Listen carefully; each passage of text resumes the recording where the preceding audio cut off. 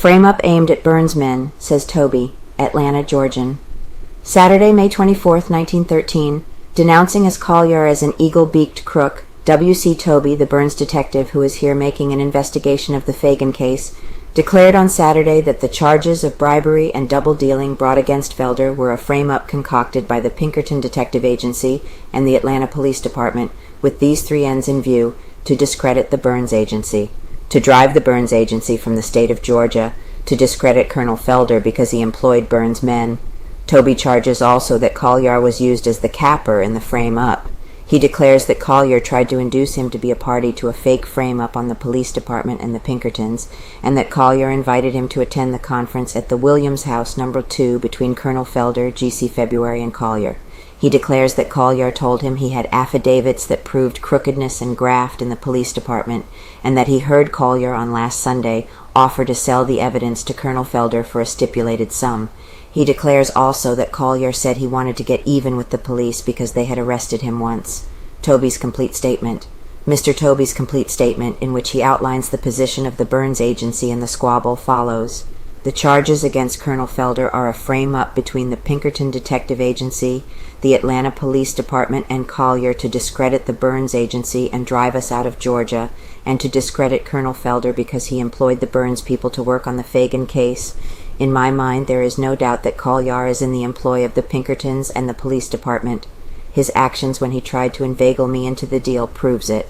I was in Colonel Felder's office last Sunday night when Colyar made his proposition to sell out the police department and when he framed the conference in the Williams house. He told Colonel Felder and myself that he had affidavits that Beavers and Lanford were getting rich by protecting resorts and that there was a world of near-beer graft in the police department. Felder agreed to attend the conference, but I didn't like the looks of things and refused to have anything to do with it. I advised Colonel Felder to keep away from Colyar, called at Tobie's room. On Monday morning, Colyar called on me in my room at the Piedmont Hotel. The eagle-beaked crook sleuthed in like a fly cop out of a storybook and was very mysterious. He saw to it that there were no exits open, that there was no likelihood of our being overheard, and then old Eagle-Beak began throwing out hints. He said he felt it his duty to warn me of the difficulties I would encounter and the things I would have to overcome if I tried to work out the Phagan case. He said the police department was jealous and sore that the Burns men had begun work on the case.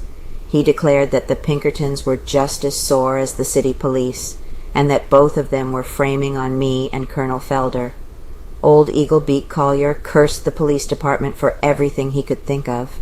He called them more vile names than I have ever heard before in my life. He said he had been put in jail by the Atlanta police once, and that now was his chance to get even.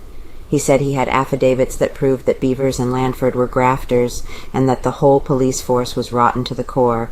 He wanted to read extracts from these affidavits, and I told him I didn't care what he had, and what is more, I wouldn't believe he had anything worthwhile if he swore it on a stack of Bibles a mile high, asked to attend conference.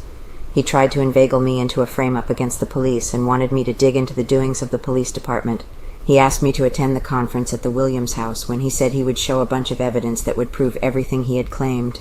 I shut him off short and told him I wouldn't have anything to do with him, or with any other eagle-beaked crook like him. I told him to get out. I told Colyar that I didn't care a hang about the Atlanta Police Department or about anything it does. I don't care whether Atlanta has a police department or not. I have no grudge, private or otherwise, to work off on the police department. If there is graft in the police department here, it is none of my business, and I don't care if they run a resort and a joint on every corner. I am here to work on the Phagan case, and I'll continue to work on it to the best of my ability, so long as the necessary money is forthcoming.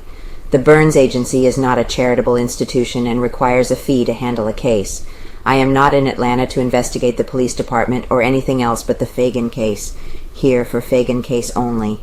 If, when we are through with the Phagan case, anyone wants to hire the Burns Agency to investigate the police department, we'll do it, and get whatever evidence there may be. But now I'm here for the Phagan mystery and nothing else, and haven't time to listen to the ravings of an eagle-beaked crook who is trying to play both ends against the middle. Mr. Tobie declared also that he has never been discharged from the Pinkerton Agency. Colyar lied like the crook he is when he said that, declared the Burns man. I quit the Pinkerton Agency to start an agency of my own with Captain Tellison. We handled the work for Burns, and when Burns opened a branch in Kansas City, I was made manager.